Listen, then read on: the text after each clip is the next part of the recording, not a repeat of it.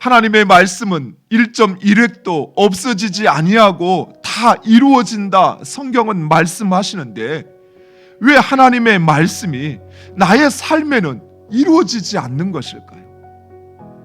하나님의 말씀은 우리의 영과 우리의 심령과 골수와 관절을 쪼개기까지 한다고 하는데 왜 하나님의 말씀을 들어도 나는 감동이 없을까요? 왜 나의 삶은 변하지 않는 것일까요? 하나님의 말씀은 우리를 하나님의 사람으로 온전케 하고 선한 일을 행할 그 인일로 그 사람으로 만든다 말씀하시는데 왜 10년을 20년을 하나님의 말씀을 들어도 우리의 삶은 변하지 않는 것일까요?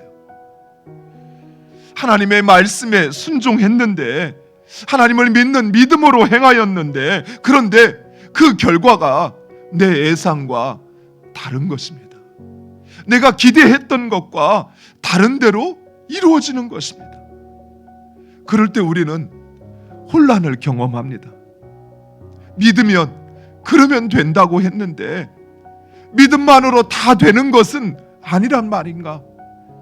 말씀에 순종한다고 해서 꼭 그대로 이루어지는 것은 아니라는 생각에 우리의 마음이 흔들리기 시작합니다. 그래서 마음이 낙심되기도 하고 때로는 하나님 아닌 다른 것에 우리의 마음을 두기도 합니다. 두려움은 우리의 믿음을 약하게 하는 사단의 가장 강력한 무기입니다.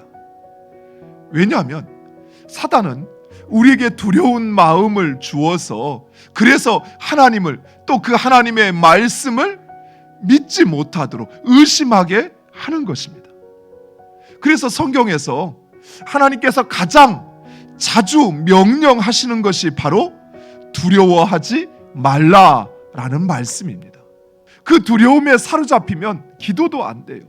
말씀에 순종할 수도 없어요. 더 이상 꿈을 꾸는 것도 힘들어지기 시작합니다. 더욱이 이 두려움은 모든 부정적이고 악한 감정의 그 근원이 되기도 합니다. 즉 근심의 마음이 바로 이 두려움에서 나오는 것입니다. 원망도 이 두려움에서 나옵니다. 분노도 화도 이 두려움에서 나옵니다. 이처럼 우리가 담대한 믿음으로 살아가기 위해서는 우리의 두려움을 떨쳐버려야 합니다. 그리고 이 두려움을 떨쳐버리기 위해서는 우리는 하나님의 말씀을 들어야 하는 것이에요. 사랑하는 성도 여러분, 두려움이 찾아오는 것은 자연스러운 감정이 아니에요. 사단이 우리에게 두려운 마음을 주어서 바로 그 하나님을 향한 그 믿음을 빼앗아가는 것이에요. 그래서 우리에게 두려운 마음이 찾아올 때, 근심의 마음이 찾아올 때, 원망의 마음이 찾아올 때, 분노의 마음이 찾아올 때 내 마음을 그 감정에 내버려 두는 것이 아니라 하나님의 말씀으로 그 감정을 물리쳐야 하는 것이에요.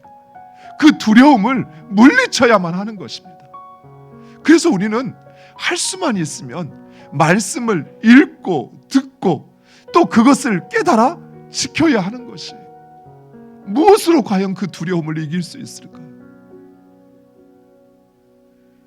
사랑하는 성도 여러분, 하나님께서 우리에게 주신 이 말씀, 우리조차도 이 말씀을 읽고 듣고 그것을 행하지 않으면 그 두려움에 붙잡혀 살아갈 수밖에 없어요. 말씀을 읽으시기 바랍니다. 예수만 믿기만 하라는 것은 너의 그 현실, 너의 그 상황을 바라보지 말고 오직 예수, 나만을 바라보라는 것입니다.